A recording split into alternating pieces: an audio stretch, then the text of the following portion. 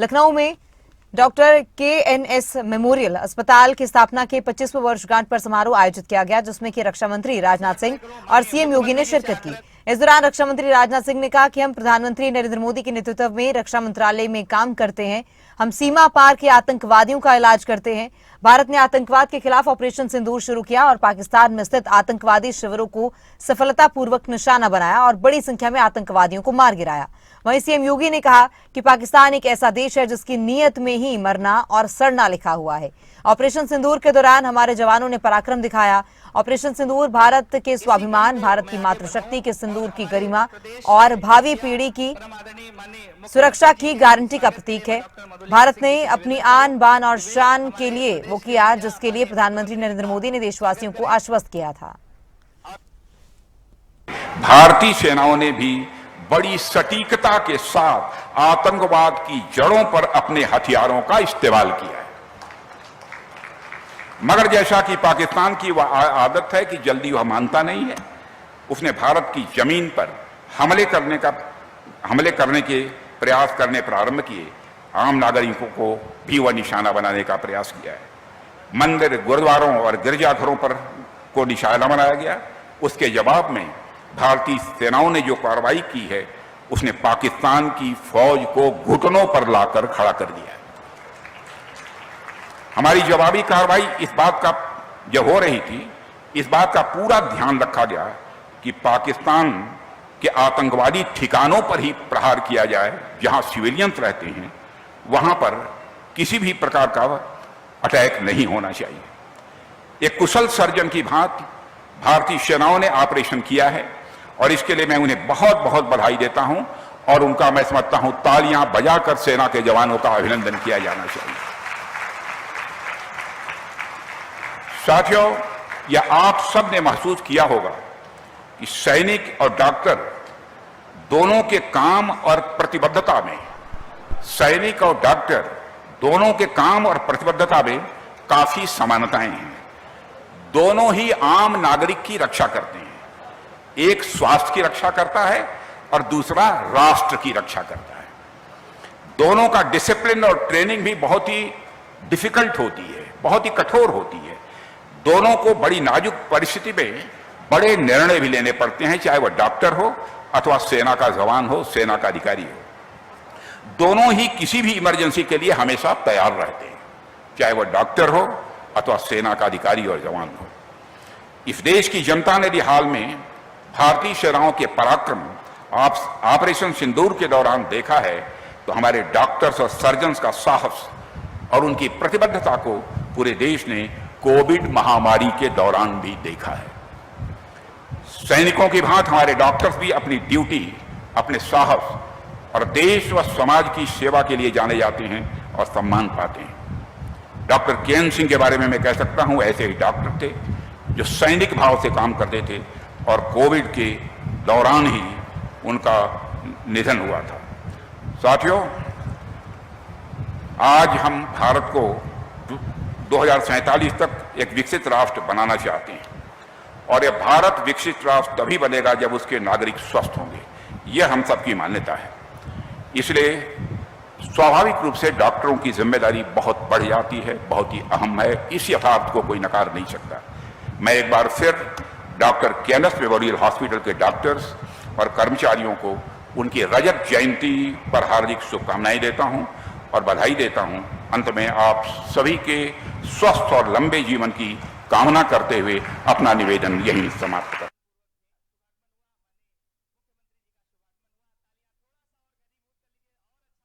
Operation सिंदूर भारत के स्वाभिमान का, भारत की मातृशक्ति के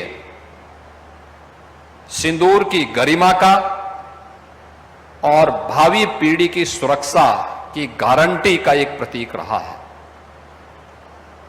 आपने देखा होगा कि भले ही पाकिस्तान और उसके समर्थक क्या कर रहे थे, लेकिन भारत ने अपनी आन मान शान की रक्षा करने के लिए वह किया जो प्रधानमंत्री मोदी जी ने देशवासियों को जिसके लिए आश्वस्त किया था। और देश के रक्षा मंत्री के रूप में भारत के शौर्य और पराक्रम को भारत के बहादुर जवानों के माध्यम से जिस बहादुरी के साथ अपने दुश्मन को ठिकाना लगाने का काम ऑपरेशन सिंदूर के माध्यम से किया गया, आज पहली बार इस ऑपरेशन के उपरांत माननीय रक्षा मंत्री जी का लखनऊ आगमन हुआ है, तो स्वाभाविक रूप से उनका लखनऊ आगमन पर मैं प्रदेश शासन की ओर से भी और उत्तर प्रदेश वासियों की ओर से भी उनका हृदय से स्वागत और अभिनंदन करता हूं।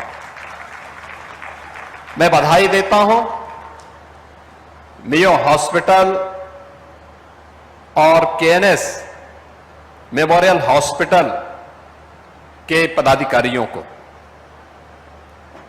25 वर्ष की यात्रा, 2000 में तत्कालीन मुख्यमंत्री के रूप में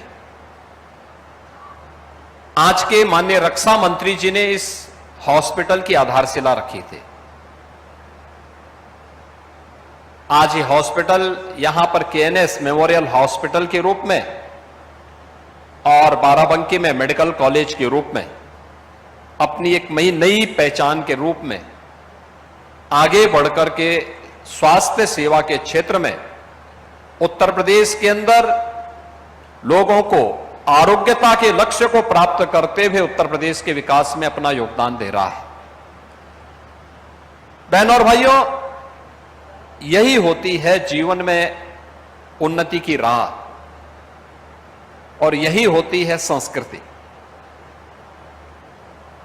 ठीक ही कहा एक विचारक ने कि बीज का वृक्ष बन जाना वह संस्कृति है और बीज का सड़ गल करके समाप्त हो जाना यही है विकृति।